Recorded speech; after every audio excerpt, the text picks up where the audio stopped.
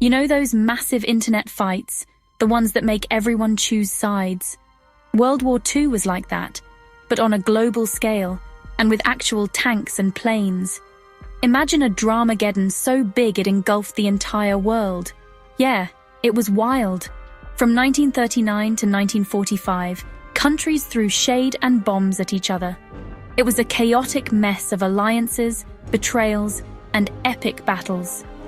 Think of it as the ultimate reality show, but with way higher stakes. Every good story needs its heroes and villains. In this global showdown, the baddies were the Axis powers, led by Germany, Italy, and Japan. They were basically the internet trolls of the 1940s, trying to stir up trouble and take over the world. Not cool, guys. On the other side, we had the Allied powers, the ultimate squad goals. This crew included the United Kingdom, the United States, the Soviet Union, and a bunch of other countries who were all fam, not having it. World War II didn't just pop out of nowhere. It all started with Germany, still salty about losing World War I. They were like that friend who can't get over a breakup and keeps bringing it up years later.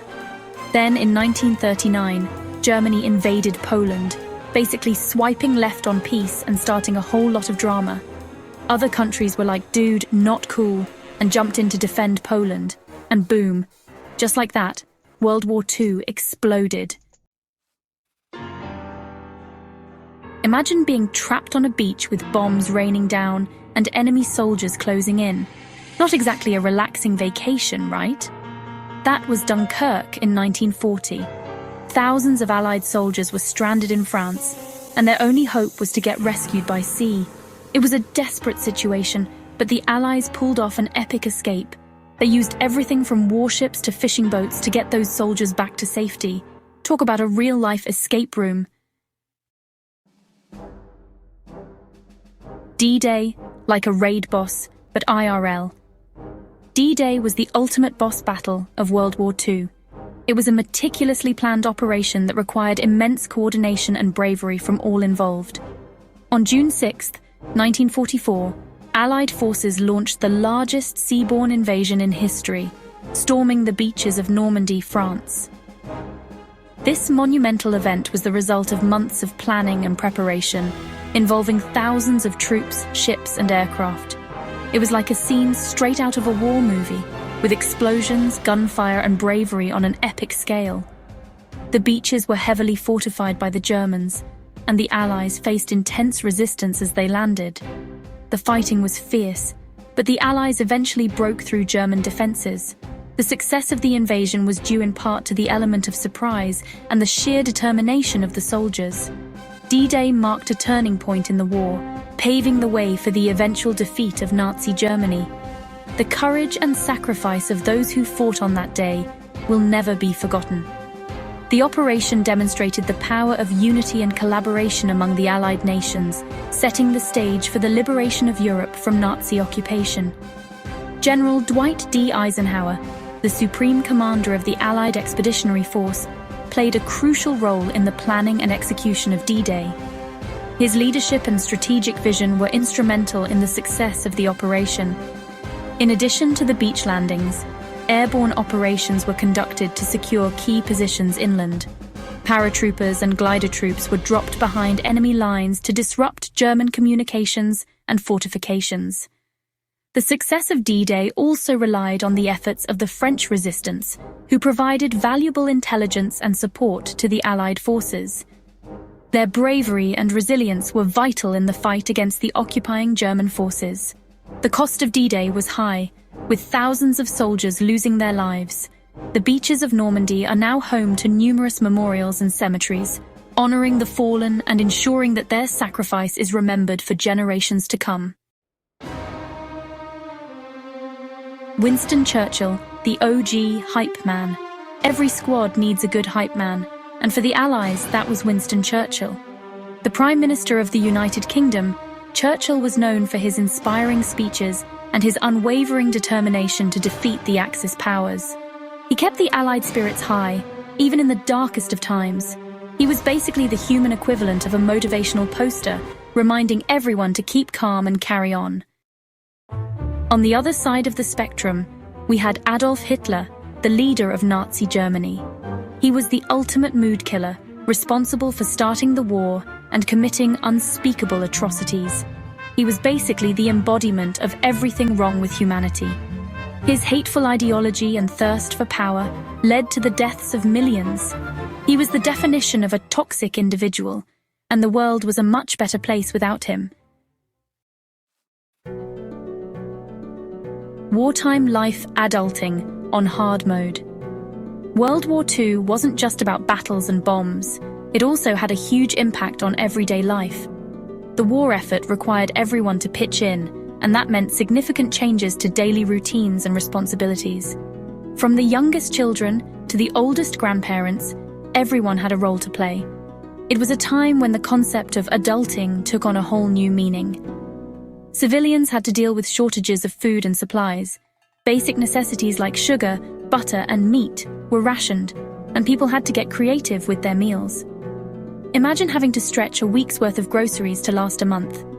It wasn't just about making do, it was about making sacrifices for the greater good. Imagine having to ration your snacks. Not exactly a vibe, right? But for people back then, it was a daily reality. Ration books and food stamps became as essential as wallets and keys. They dictated what you could buy and how much of it you could get. It was a system designed to ensure that everyone got their fair share, but it also meant that luxuries were few and far between. Propaganda posters were everywhere, trying to rally support for the war effort. These posters weren't just about boosting morale. They were about mobilizing the entire population. They encouraged people to conserve resources, buy war bonds, and even grow their own food. The messages were clear. Every action, no matter how small, contributed to the war effort. They were like the 1940s version of social media influencers, but instead of promoting makeup or video games, they were encouraging people to buy war bonds and grow victory gardens. These gardens were a way for families to supplement their rations with homegrown vegetables. It was a community effort that brought people together and fostered a sense of shared purpose. The war may have been fought on distant battlefields, but its impact was felt in every home and every heart. The aftermath. The world was shook. After 6 long years of fighting, World War II finally came to an end in 1945. The world breathed a collective sigh of relief as the guns fell silent and the bombs stopped falling. The streets were filled with joyous celebrations as people from all walks of life came together to mark the end of a conflict that had claimed millions of lives and caused untold suffering. The sense of relief was palpable, but so too was the sense of loss and the realization of the immense task of rebuilding that lay ahead. The Axis powers were defeated, but the world was forever changed. The surrender of Germany and Japan marked the end of the fighting, but the scars of war were deep and would take generations to heal. The treaties signed in the aftermath of the war laid the groundwork for a new world order, one that sought to prevent such a devastating conflict from ever happening again. Yet the memories of the war's horrors lingered, a constant reminder of the fragility of peace. Millions of people had lost their lives, and entire cities lay in ruins. The devastation was almost unimaginable, with entire communities wiped out and countless families torn apart. The physical destruction was matched by the emotional and psychological toll, as survivors grappled with the trauma of their experiences. The task of rebuilding was daunting, but it was also a testament to the resilience and determination of the human spirit. The war had a profound impact on the course of history, leading to the formation of the United Nations, an organization dedicated to promoting peace and cooperation among nations. The hope was that by working together, countries could prevent future conflicts and address global challenges in a spirit of collaboration and mutual respect. The founding of the United Nations was a significant step towards a more peaceful and just world, but it was also a recognition of the need for constant vigilance and effort to maintain that peace. The start of the Cold War, a period of intense rivalry and tension between the United States and the Soviet Union. This new conflict, though not fought with conventional weapons, had the potential to be just as devastating. The world was now divided into two opposing blocs, each armed with nuclear weapons and prepared for the possibility of total annihilation. The Cold War shaped international relations for decades, influencing everything from politics to culture, and a newfound appreciation for peace.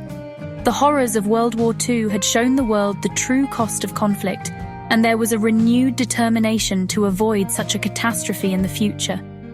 Peace movements gained momentum, and there was a widespread desire to build a better, more peaceful world.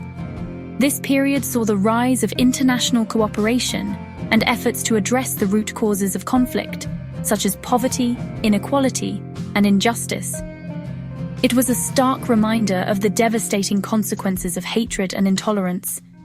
The atrocities committed during the war, including the Holocaust, were a sobering reminder of the depths of human cruelty.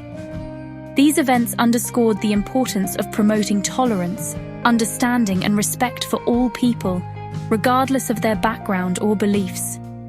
The world had been shaken to its core, but there was hope that from the ashes of war, a better future could be built.